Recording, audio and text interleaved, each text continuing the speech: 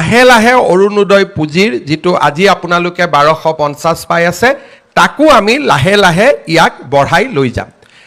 আজি মোৰ অৰুণোদয় আমি বছৰত 1250 টকাকৈ যদি আমি 10 মাহত যোগ কৰোঁ তেতিয়াহ'লে আমি অৰুণোদয় কিমান পাওঁ? 12,050 টকা পাওঁ। লগত যদি আৰু 2 মাহ যোগ কৰি দিওঁ তেতিয়াহ'লে 15,000 টকা পাওঁ। কিন্তু কাৰোবাৰ যদি প্ৰয়োজন বোলে মই 1250 টকা পাওঁ কিন্তু আজি মই তৎকালীনভাৱে মোক 2000 টকা লাগে, 3000 টকা লাগে, তেতিয়াহ'লে আপোনালোকক আমি এটা ভৱিষ্যতৰ দিনত সুবিধা কৰি দিম যে আপোনালোকে সুদত কাৰো পৰা টকাটো ল'ব নালাগে। অৰুণোদয়ৰ পৰাই আপোনালোকে 2000 টকা আগতীয়াকৈ ল'ব পাৰিব। পিছত আমি 200 টকা কৰি আপোনালোকৰ পৰা অৰুণোদয়টো কাটি কাটি আমি গৈ থাকিম। একাউণ্টৰ লগত আমি আধাৰক সংলগ্ন কৰিছোঁ। বহু সময়ত আমি দেখা পাইছিলোঁ যে অৰুণোদয় হিতাধিকাৰীসকলক আমি যেতিয়া টকা পঠিয়াওঁ বিভিন্ন কাৰণত বহু মহিলাই আমাক আপত্তি কৰে যে আমি অৰুণোদয় ধন পোৱা নাই। কেতিয়াবা আপোনালোকৰ বেংকৰ যদি ডিটেইলছ বা বেংকৰ একাউণ্ট বা ATMৰ নম্বৰ আপোনালোকে যদি আন কোনোবা ব্যক্তিক দি থৈ দিয়ে তেতিয়া তেওঁলোকেও এই টকা বেংকৰ পৰা উইথড্ৰ কৰি লৈ যাব পাৰে। সেইকাৰণে এইবাৰ আমি আধাৰক বেংক একাউণ্টৰ লগত সংলগ্ন কৰিছোঁ যাতে একাউণ্ট হোল্ডাৰ আৰু অৰুণোদয় মাতৃগৰাকী নিশ্চিতভাৱে একেগৰাকীয়ে ব্যক্তি হ'ব পাৰে। কেতিয়াবা নাম বেলেগ হয়, একাউণ্ট বেলেগ হয়। আমি যেতিয়া ফোন কৰি সোধোঁ যে বাইদেউ আপুনি অৰুণোদয় পাই আছেনে, মহিলাগৰাকীয়ে কয় আমি অৰুণোদয় পোৱা নাই, কিন্তু মহিলাগৰাকীৰ নাম অৰুণোদয়ত গৈ আছে। তেতিয়া আমি গম পাওঁ যে যেতিয়া আমি প্ৰথম অৰুণোদয় ফৰ্ম ফিল আপ কৰিছিলোঁ নামটো আমাৰ থাকিলে, বেংক একাউণ্টটো ফিল আপ কৰা মানুহজনে হয়তো নিজৰ বেংক একাউণ্টটো দি দিলে। তেতিয়া আমি মাহত টকা দি আছোঁ কিন্তু ক'ৰ তাত পাই আছে যে যিটো একাউণ্টৰ নম্বৰ দিছিলে তাত পাই আছে। লাহে লাহে আমি বেংক আৰু একাউণ্টৰ নাম আৰু মহিলাগৰাকীৰ নাম একে আছেনে নাই তাক পৰীক্ষা কৰা আৰম্ভ কৰিলোঁ। বহুবিলাক আমাৰ খেলি মেলি দূৰ হ'ল। এইবাৰ আমি আধাৰৰ লগত ইয়াক যেতিয়া সংলগ্ন কৰিলোঁ ভৱিষ্যতে আমাৰ বেংক একাউণ্টটো হ'ল, নামো একে হ'ল, আধাৰ তাৰ লগত থাকিলে এতিয়াৰ পৰা অৰুণোদয়ৰ নামত কোনেও খেলি মেলি কৰিব নোৱাৰিব আৰু যাৰ বাবে এই ধন প্ৰদান কৰা হৈছে তেওঁলোকৰ বেংক একাউণ্টতে এই পুঁজি পাবগৈ। এইবাৰ যিহেতু আধাৰৰ লগত আমি বেংক একাউণ্ট সংলগ্ন কৰিছোঁ, কিছু মহিলাৰ আধাৰ সংলগ্নকৰণৰ প্ৰক্ৰিয়া এতিয়াও শেষ হোৱা নাই।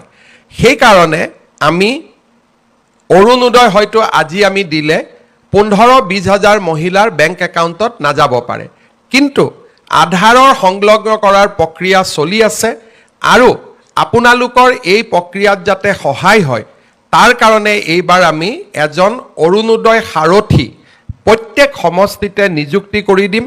যেতিয়াই আপোনালোকে অৰুণোদয় কোনোবা মাহত কিবা কাৰণে নাপাব আপোনালোকে সেই অৰুণোদয় সাৰথীগৰাকীক সাক্ষাৎ কৰিব পাৰিব। তেওঁৰ নাম, মোবাইল নম্বৰ আমি গোটেইখিনি প্ৰচাৰ কৰি দিম আৰু তেওঁলোক আমাৰ সমষ্টিৰ ব্যক্তি হ'ব। আপোনালোকে তেওঁলোকক গৈ সাক্ষাৎ কৰিব পাৰিব আৰু তেওঁলোকে আপোনালোকৰ যেতিয়া অৰুণোদয় পোৱা নাই বুলি ক'ব বেংকত ফোন কৰিব, বেংকে ক'ব যে এই একাউণ্টটো ষ্টেণ্ডাৰ্ড হৈ থকা নাই, KYC হৈ থকা নাই, সেইকাৰণে পোৱা নাই। তেওঁ গৈ বেংকত সমস্যাটো সমাধান কৰি দিব। বোলে নহয় দিছপুৰৰ পৰাই আপোনালোকৰ টকাটো অহা নাই, দিছপুৰক সুধিব যে কিয় টকাটো অহা নাই। এই গোটেই সমস্যাবিলাক সমাধান কৰাৰ কাৰণে আমি অৰুণোদয় সাৰথী নামেৰে এগৰাকী ব্যক্তিক প্ৰতি সমষ্টিত নিযুক্তি দিম যাতে আপোনালোকৰ ইয়াত কোনো ধৰণৰ সমস্যা আপোনালোকে সন্মুখীন হ'ব নালাগে। দ্বিতীয়তে অৰুণোদয় আঁচনিখনক আমি পৰৱৰ্তী পৰ্যায়ত আৰু বেছি ডাঙৰ আৰু বেছি জনদৰদী কৰি তোলাৰ বাবে কিছুমান নতুন কথা আমি চিন্তা কৰি আছোঁ। এতিয়া মই বহুত ক্ষেত্ৰত দেখোঁ যে মোক কিছুমান মহিলাই কয় যে মামা দাদা আমি অৰুণোদয় পোৱা নাই। মই কওঁ কিয় পোৱা নাই, আপুনিতো পাব লাগিছিলে। অলপ পিছত আহি মই গম পাওঁ যে ৰেচন কাৰ্ডত তেওঁৰ শাহুৱেকৰ নাম আছে, শাহুৱেকে পাই আছে কাৰণে বোৱাৰীয়েকে পোৱা নাই, আৰু কৰবাত বোৱাৰীয়েকে পাই আছে কাৰণে শাহুৱেকে পোৱা নাই। সেইকাৰণে বহু মহিলাই অৰুণোদয় নোপোৱাৰ অভিযোগো চলি থাকে। পৰৱৰ্তী সময়ত আমি এনে পৰিয়ালসমূহকো কেনেকৈ যোগ্য মহিলাগৰাকীয়ে অৰুণোদয় পাব পাৰে তাৰ বাবে আমি ব্যৱস্থা ল'ম। দ্বিতীয়তে নিৰ্বাচনৰ সময়ত মই যেনেকৈ কৈছিলোঁ যে আমি লাহে লাহে অৰুণোদয় পুঁজিৰ যিটো আজি আপোনালোকে 1250 পাই আছে তাকো আমি লাহে লাহে ইয়াক বঢ়াই লৈ যাম। তৃতীয়তে আমি আৰু এটা সুবিধা কৰিব খুজিছোঁ, যেনেকুৱা আজি মোৰ অৰুণোদয় আমি বছৰত 1250 টকাকৈ যদি আমি 10 মাহত যোগ কৰোঁ তেতিয়াহ'লে আমি অৰুণোদয় কিমান পাওঁ? 12,050 টকা পাওঁ। লগত যদি আৰু 2 মাহ যোগ কৰি দিওঁ তেতিয়াহ'লে আমি 15,000 পাওঁ।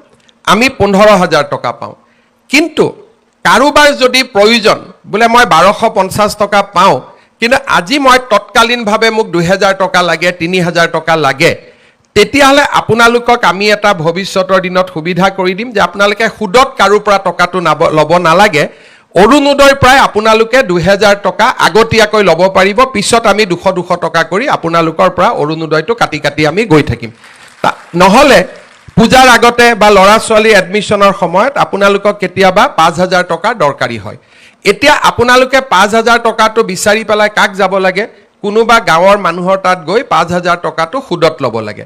কিন্তু আপোনালোকৰ অৰুণোদয়ত ইতিমধ্যে মাৰ্চলৈকে পাবলগীয়া টকা 7,000 আছেই বা 4,000 টকা আছে। আপোনালোকে যিমান টকা বছৰটোত পাবলগীয়া আছে সিমানখিনি টকা আপোনালোকে আমাৰ পৰা আগতীয়াকৈ খুজি ল'ব পাৰিব। আমি আপোনালোকৰ টকাটো মাহত কাটি কাটি গৈ থাকিম। তেতিয়া কি হ'ব? বিনা সুদত আপোনালোকে এডভান্স ল'ব পাৰিব। তেতিয়া বোলে মই অক্টোবৰ নৱেম্বৰ মাহৰ অৰুণোদয়টো মোক আজিয়ে লাগে, মোৰ ল'ৰা ছোৱালী ক'ৰবাত এডমিশ্যন দিব লাগে বা কিবা বেমাৰ হৈছে, মোৰ ঘৰত বিপদ হৈছে, আপোনালোকে অৰুণোদয়টো আমাৰ পৰা আগতে ল'লে আমি আপোনালোকক মাহত কাটি কাটি কাটি কাটি দি থাকিলোঁ। তাৰমানে 15,000 টকাৰ 10,000 বা 8,000 টকা আপোনালোকে যাতে আমাৰ পৰা আগতীয়াকৈ ল'ব পাৰে তেনেকুৱাও এটা নতুন কাম এটা আমি আৰম্ভ কৰিম। দ্বিতীয়তে আৰু এটা আমি কাম কৰিব পাৰোঁ যে মোক আজি 10,000 টকা বেংকৰ পৰা লোন লাগে। আপোনালোকে 10,000 টকা বেংকৰ পৰা লোন ল'লে আৰু আমি বেংকক কম লোনটো বাইদেউজনে নিজে ঘূৰাই নিদিয়ে, অৰুণোদয়ৰ পৰা 500 টকা কাটি থাকক। তাৰমানে 10,000 টকা লোন পালে 500 টকা অৰুণোদয়ৰ পৰা কাটি থাকিলে আৰু আপোনালোকে 10,000 টকাটো নিজৰ যি কামত লাগে তাক আপোনালোকে ব্যৱহাৰো কৰিব পাৰিলে। তাৰমানে অৰুণোদয় টকা আগতীয়াকৈ লোৱা বা অৰুণোদয়টো বেংকক মৰ্টগেজ দি বেংকৰ পৰা লোন লোৱা, যেনেকৈ চাকৰিয়ালবিলাকে লোন লয় আৰু দৰমহাৰ পৰা কাটি কাটি গৈ থাকে, তেনেকৈ অৰুণোদয়টোকো আমি এটা পৰ্যায়লৈকে লৈ যাব খুজিছোঁ যে অৰুণোদয় টকাটো বেংকে কাটি থাকিব অকণমান টকা ইনষ্টলমেণ্টত আৰু আপোনালোকে তাক এটা লোন ল'ব পাৰিলে বেংকৰ পৰা। তেনেকৈ লোন লোৱা আৰু এডভান্স লোৱা, এই দুইটা আঁচনিও আমি অৰুণোদয়ত সন্নিৱিষ্ট কৰিম লাহেকৈ। তৃতীয়তে অৰুণোদয়ৰ হিতাধিকাৰী সংখ্যা বঢ়াম আৰু চতুৰ্থতে আমি অৰুণোদয়ৰ পুঁজিও আমি লাহে লাহে বৃদ্ধি কৰি গৈ থাকিম যাতে ই আপোনালোকক সহায় কৰিব পাৰে, ই আপোনালোকক বিপদৰ সময়ত সহায় কৰিব পাৰে। আজি আমাৰ সমাজত মই বহুত মানুহক দেখোঁ যে মানুহৰ যেতিয়া কিবা কাৰণত বেলেগ কিবা ঘটনা ঘটি থাকে মানুহে খালি অৰুণোদয়ক গালি দিয়ে, চৰকাৰে ইমান এইটো কৰিব পৰা নাই, অৰুণোদয়ত কিন্তু টকা দি আছে। এইটো কথা মানুহে বুজি নাপায় যে অৰুণোদয় টকাটো হিমন্ত বিশ্ব শৰ্মাৰ ঘৰত নাহে। অৰুণোদয় টকাটোৱে 37 লাখ মহিলাৰ মুখত হাঁহি বিৰিঙাই 37 লাখ মহিলাই এই অৰুণোদয় আঁচনিটোৰ বাবে প্ৰত্যেক মাহত অপেক্ষা কৰি থাকে। যিসকলে অৰুণোদয় গালি পাৰি থাকে ইতিমধ্যে তেওঁলোকে প্ৰমাণ পাইছে যে অৰুণোদয়ক গালি পাৰিলে কিমান বিপদ হ'ব পাৰে। এইবাৰ ইলেকশ্যনৰ ৰিজাল্টতে মাসকলে দেখুৱাই দিলে যে অৰুণোদয়ক গালি পৰা পাৰ্টিক কোনেও ভোট নিদিয়ে আৰু সেইকাৰণে অৰুণোদয়ক গালি গালাজ কৰিব নালাগে, বৰঞ্চ চৰকাৰক ক'ব লাগে যে অৰুণোদয়টো বাঢ়িলে অলপ বঢ়াই দিয়ক বুলিহে ক'ব লাগে, তেতিয়াহে আই মাতৃসকলে ভাল পাব। তাকে নকৰি বহুত মানুহে খালি মুখটো গালি পাৰিব নোৱাৰে, তেতিয়া অৰুণোদয়টোক গালি পাৰি থাকে। এই কথাটো মই মানুহক অনুৰোধ কৰিম যিসকলে অৰুণোদয়ক বেয়া পায়, অৰুণোদয়ে কিমান মানুহৰ জীৱনলৈ পৰিৱৰ্তন আনিব পাৰে, কিমান মহিলাই অৰুণোদয়টোৰ কাৰণে ঘৰত সন্মান পাইছে, কিমান মহিলাই অৰুণোদয়ৰ কাৰণে ঘৰত সন্মানেৰে আজি ঘৰটোৰ বা ঘৰখনৰ সমৃদ্ধিৰ কাৰণে বা ঘৰখন আগুৱাই যাবৰ কাৰণে বৰঙণি যোগাব পাৰিছে, তাক অৰুণোদয় মহিলাসকলৰ লগত কথা নাপাতালৈকে ইয়াক বুজি পাব পৰা নাযায়। আজি আপোনালোকে চাওক যে আমাৰ অৰুণোদয়ৰ 37 লাখ মহিলা আছে, সকলোৰে মনত ইচ্ছা আছে যে শিৱসাগৰ বানপানীৰ কাৰণে আমিও কিবা এটা কৰিব পাৰোঁ নেকি, চৰাইদেউত গৈ আমিও কিবা এটা দিব পাৰোঁ নেকি। আমাৰতো যাব পৰা আমাৰ সম্বল নাই। কিন্তু আজি আপোনালোকৰ পৰা মই এই 150 টকা নাকাটাকৈও মই শিৱসাগৰ চৰাইদেউত 2,500 টকা দিব পাৰিলোহেঁতেন। কিন্তু এই 150 টকা মই কিয় কাটিলোঁ, আজিৰ পৰা আপোনালোকেও গৌৰৱেৰে সৈতে ক'ব পাৰিব যে শিৱসাগৰ চৰাইদেউৰ বানপানীৰ কাৰণে আমিও কিবা এটা অন্তত আগবঢ়ালোঁ। আগতে মনত থাকে চবেই দি আছে আমিতো একোৱেই কৰিব পৰা নাই। আজি চৰকাৰে আপোনালোকক এটা সুবিধা কৰি দিলে যে এই 150 টকা আপোনালোকৰ টকা আজি আপোনালোকে কাক দিলে, শিৱসাগৰ চৰাইদেউ যোৰহাট গোলাঘাটত বান আক্ৰান্ত ৰাইজক আপোনালোকে আগবঢ়ালে। এইটো মই দিয়া নহয়, আমাৰ অৰুণোদয়ৰ 37 লাখ মহিলাই আপোনালোকক দিয়া পুঁজিৰ পৰা আপোনালোকে 150 টকা আজি আমাৰ আই মাতৃসকলক কাক দিলে, শিৱসাগৰ চৰাইদেউ যোৰহাট গোলাঘাটত। কালি যদি ধেমাজি লখিমপুৰত বানপানী হয়, কালি যদি গোৱালপাৰাত বানপানী হয়, একেধৰণে শিৱসাগৰ চৰাইদেউ যোৰহাটৰ মহিলাই 150 টকা আমাৰ আন মহিলাসকলক দিব। অৰ্থাৎ এনেকৈ এটা অৰুণোদয় পৰিয়াল গঢ় লৈ উঠিলে যে ইজনে সিজনৰ বিপদৰ সময়ত আমি থিয় দিলোঁ, ইজনে সিজনে বিপদৰ সময়ত আমি একেলগে থিয় দিলোঁ। তাৰ মানে আজি অৰুণোদয় অকল আঁচনিয়ে নহয়, অৰুণোদয় আজি এটা ডাঙৰ মানৱতাৰো বাৰ্তা দিলে। মোকতো বহুত মহিলাই কৈ আছিলে যে মামা আমাৰ গোটেই টকাটো এই মাহত দি দিয়ক, ছেপ্টেম্বৰৰ পৰা আপুনি অৰুণোদয় দিলেও হ'ব। তাৰ মানে আমাৰ মাসকলৰ মন কিমান বহল। আৰু আমি এইকাৰণে গোটেই টকা ল'ব খোজা নাই, কাৰণ এই মুহূৰ্তত এনেকুৱা নহয় যে আমি বান সাহায্যক দিব নোৱাৰিম বা আমি অৰুণোদয় হিতাধিকাৰীসকলক বা আই মাতৃসকলক সহায় কৰিব নোৱাৰিম। আমি অৰুণোদয়ো চলাই ৰাখিম, বান সাহায্যও চলাই ৰাখিম। কিন্তু আজি যে 150 টকা মই দিয়া নহয়, এই 150 টকা আপোনালোকে দিলে আৰু আপোনালোকৰ মনটোত আজিৰ পৰা এটা ডাঙৰ শান্তি আনি দিলে যে ময়ো বানপানীত সহায় কৰিছোঁ, ময়ো বানাক্ৰান্ত ৰাইজক কিবা নহয় কিবা এটা ময়ো দিব পাৰিছোঁ। আজি মই পুনৰ এবাৰ আমাৰ শিৱসাগৰ চৰাইদেউ যোৰহাট গোলাঘাটৰ বানাক্ৰান্ত ৰাইজক আজি আমি আকৌ এবাৰ মনত পেলাইছোঁ। আজি আমি ক্ষুদ্ৰ অৰুণোদয় পৰিয়ালটোৱে লগ লাগি, মামাই দিয়া নাই, হিমন্ত বিশ্ব শৰ্মাই দিয়া নাই, অৰুণোদয়